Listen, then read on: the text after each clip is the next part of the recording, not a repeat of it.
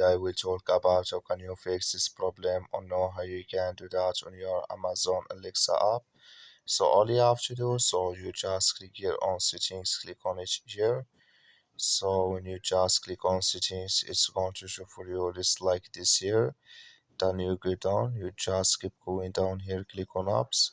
You come to apps this here, and then you're looking for Amazon Alexa app, or just click on search.